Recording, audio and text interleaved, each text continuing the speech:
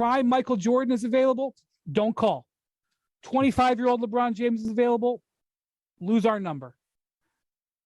Giannis Antetokounmpo says, I want to be a Sixer. If Tyrese Maxey is the ask, just keep walking. So there you go. Windy breaking it down for you on the Sixers not wanting to put, Tyrese Maxey in the deal to get Damian Lillard. To your knowledge, has that stance softened at all, Windy? No, and I was being a little sarcastic there, but my point remains that the Sixers have made it known that they're, number one, not going to extend Tyrese Maxey this summer, and two, not going to trade him. Now, these things are normally at opposite ends. Usually, if you have a player that you absolutely don't want to get rid of, you extend him.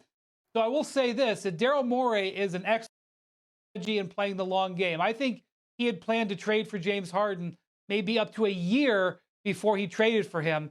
He's got a strategy that he's playing here. I wish I could tell you I knew exactly what he was doing. I don't. But I think the Sixers are also making sure that they keep Maxey valuable.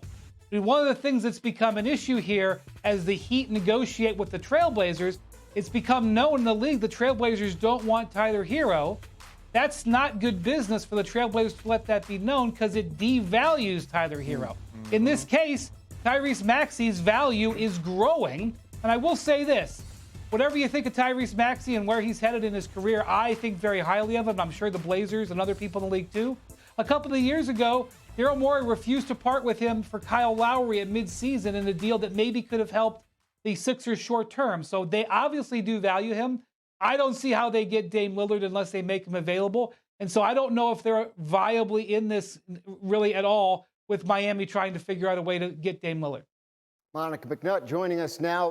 Are the Sixers making a mistake if they don't go all in, don't put everything possibly on the table for Lillard? Mistake, Graz? Yes. I'm not quite at mistake. I understand, and I think what Wendy said that jumps out to me is this idea of short-term versus long-term, right? Like, Damian Lillard is in that 30-plus. Are you coming to get in my shot? What are you doing? Oh, yeah, what's going on with you guys? Helping out the audio. If he's in that 30-plus range, right? And do you buy that he's going to be able to maintain a high level of play for the next 3+ seasons potentially, right? Versus Tyrese Maxey, who has a long runway. I don't necessarily buy that he is truly off limits. I think this is all about strategy in terms of negotiating. I do think that Philly probably presents Dame's best opportunity, but I also understand why you might not want to go all in for an older star. That just makes sense to me. Yeah, I think if the Sixers knew they had a shot at Lillard, I think it'd be a much different tact here. But maybe it's also a way of playing that game of, if we get in the game, don't think we're just giving up Maxey. Like, it's a way also to start negotiation. And what Wendy said, I'm with the same thing. If you're the Heat, putting Hero out there so quickly and so easily is a concern. Right. But more concern is Portland putting it out there that they're not interested in him. It's going to get real awkward when he's in that deal and he shows up or he stays in Miami. Somebody's going to have to do some making up to Tyler Hero at some point. It's bizarre. He's in trade talks and neither team wants him. It's fascinating. I'm thinking about the Sixers, Monica, and Joel Embiid, right? And like their inability to kind of get past the second round. He's got to be looking at this and excited about the possibility of someone like Lillard. Like, if they don't get him, are we headed down a road where eventually Embiid Listen, don't want to be there anymore? It certainly seems feasible, and I know folks in NBA circles have been, that idea has been percolating, that it could be something that we see in the next 2 seasons if they can't get right. Listen, this to me, unless I'm wrong, Hahn, is still a league that is largely driven by its stars. I do not buy that Joel Embiid does not have any say on Tyrese Maxey if the Sixers truly do not want to move him. He's got to, like, I think he's at this point of his career where he's got to say something in this organization to decide what he wants. He tends to, and at the end of the year, he did say, we can't do it. I can't do it by myself. He did say that, which was used against him. But what he meant was, of course, he has to step up, but the guys around him have to step up, which kind of suggests we got to upgrade the players around me.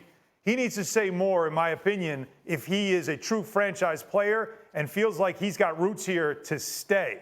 But if he stays passive and lays out and they don't have a good season, That's setting himself up for that way out. He doesn't have to say more to us. I think I'm sure there's conversations that we're not privy to. If there were conversations Always that he was are. having, it would get stuff out. There's always This stuff man right here we're would not already privy know. to. Not even Wendy's privy to all of it, but he's privy to the large majority of it. Hey, we know, back to Lillard for a second, we know he prefers Miami. What's the latest with the Heat and their efforts to land him? Well, one of the avenues that Miami could go down to try to get Portland interested in making a deal is by taking on Jusuf Nurkic. When the Blazers signed Jusuf Nurkic to a 4-year deal last summer, it was to basically set screens and be the road grader for Lillard. And if the Blazers are going to go into a retrofit here, and they can't get the assets exactly they want in terms of players and picks, one of the ways they can help themselves is by offloading Jusuf Nurkic. And so the Heat have been going down this avenue. Is there a way to take Nurkic? Now, this would be a very gigantic deal, just the amount of money being swallowed. And we already just talked about how Tyler Hero might not end up in Portland in negotiations. It doesn't make sense for the Heat to take on Jusuf Nurkic. They have a franchise center in Bam Adebayo who's an all-star. So the Heat are working it. Now, let me just point out, 2005, Andy Ellisberg and Pat Riley did a 5-team, 13-player deal, the biggest trade in NBA history, to get 3 rotation players that led them to winning a title the next year. 2010, obviously the LeBron Bosh year. 5 years ago, Jimmy Butler, they did a 4-team sign and trade, which is one of the most complicated deals you'll ever see. These guys know how to do big trades. They're working on it, but it's a lot to digest. I know we're coming back every day going, what's going on? What's going on? Well, they're trying to find ways to move all these giant pieces around. The one thing I'm going to point out, there's a whole bunch of trades out there that have not been completed in the NBA. There's guys not playing in Summer League in Vegas this week or Sacramento or Salt Lake City because draft night trades haven't happened yet. And so the Heat are looking to see if they can get in on some of those trades, expand this deal. If Dame Lillard happens, you could be looking at a 3 or 4, maybe even a 5-team trade, and those are very hard to pull off. Is that McNuts? It's everyone's favorite game, and let's start with the 76ers. The 76ers are better off if they run it back with James Harden. Monica, is that McNuts? Roz, that one's McNuts for me. Now, let me explain why. I actually think James Harden does not get the credit he deserves for the way he shifted his game this past season. I have long said that as a terrific point guard facilitator, he is incredibly valuable. But James has said himself he didn't love the way he had to play this past year. So if he's disgruntled, I think you need to move on. Let's go ahead and cut ties. Damian Lillard would make Miami the best team in the NBA. Is that McNuts? Yeah, this one's also a little McNuts to me. It's a little too soon for me to give this assertion when it comes to the Heat. Now, could this big three be absolutely formidable? Jimmy Butler, Bam Adebayo, Dame Lillard, 100%. But I think what we've seen so far in free agency, the Bucks have put themselves back in the driving seat in the East. All right, well, I guess that probably answers my next question. The Celtics are the best team in the NBA after trading for Porzingis. Is that McNuts? How do y'all figure this just off of offense? This one is McNuts for me. I think while some may argue that the Celtics have been this close and not been able to get over the proverbial hump, to me, they gave up a lot of their heart and soul in both Smart and Williams. I'm not ready to say this at all. All right, well, I guess you're sticking with Milwaukee as the best team in the Sure am. Already said that, so we've got sneaky big news, and actually this is kind of sneaky big non-news because it's been 5 days since the Celtics could have given Jaylen Brown a Supermax deal, and they still haven't done it. We expected them to. I guess we probably still expect them to, but Wendy, fill us in. What's the holdup here? Yeah, as far as I've been told, the sides are talking. There's an intention from both sides to make a deal. The Celtics, have gotten to the point where they are prepared, I think, to offer him the Supermax, which is up to $295 million. There are deal points in here that have to be worked out. I think the big one being player option. That's always a factor in these types of deals. You give a player option, it really becomes a 3-year contract because in the 4th year, the player has control.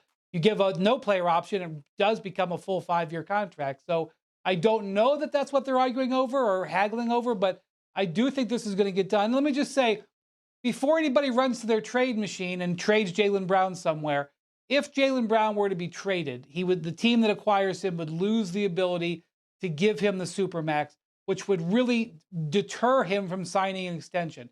So he would only be a player on a 1-year contract, which the Celtics wouldn't get value for. So I think at the end of this, Jaylen Brown is going to extend, but it is a fair point.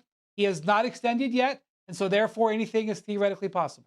All right, I'm going to do the thing that he just told me not to do. And I'm going to do some speculation about a trade. Should the Celtics be willing, if they're trying to get, let's say they're trying to get Damian Lillard, as I believe several teams probably are, should they be willing to include Jaylen Brown? Philosophically, personally, I am out on the older superstar. Personally. So no would be my answer to your question. I think Jaylen Brown, Jason Tatum, I have been one that said all through the postseason running this on this particular program, they're about to turn that corner in terms of their age. Keep them together. This is what everybody wants in terms of two stars that have runway together. It has worked to a point. You made all of these other changes. I don't know if I think Dame is the best fit, honestly, with what you've got going on in terms of the Boston Celtics. So, no, I'm out on it. I think it'd be a great fit. I think Tatum has already reached out to him to see if he can talk him into it. I don't think he wants to go there. It starts there. But if you're Portland, you also have to know what Windy just said. You know this in the back of your mind. Jaylen Brown, without an extension, is not a player that you want because you know he's probably not going to want to sign an extension to play for you. And if the Celtics do it, he's stuck there for a year anyway. So it just doesn't fit. It doesn't make sense. So that's the reason why it looks like on paper you could see how it could work, but in reality, there is no fit here. All right, well, the Celtics did make one deal. They trade away Grant Williams. Are the Celtics done dealing, Windy? No, I don't think so. They've got Malcolm Brogdon there who they had negotiations about trading to the Clippers before they did the Marcus Smart deal. Brogdon could still be involved in a trade, even potentially to the Clippers, depending what happens with James Harden's negotiations to be sent to the Clippers. Also, they have a couple other guys on their roster to keep an eye on, namely Derek White. Derek White is eligible for a contract extension. They have traded away Marcus Smart. Derek White seems to be kind of one of their lead guards of the future. They want to probably get him locked down. There's no time pressure on that, but still some things to do on that roster for sure. Yeah, and the Celtics, I mean, it's really about tinkering. They're this close, right? It's just trying to make those moves that'll get them. Are they? Well, they've been in the finals 2 years ago, conference finals last year. Is that not close? They were close. Yeah, I'm with you on that. They were close. All right. The question is, did they take a step forward or take a step back? Yeah. That's a question about this team that we can't really answer until the season starts. Thank you for watching ESPN on YouTube. For live streaming sports and premium content, subscribe to ESPN+.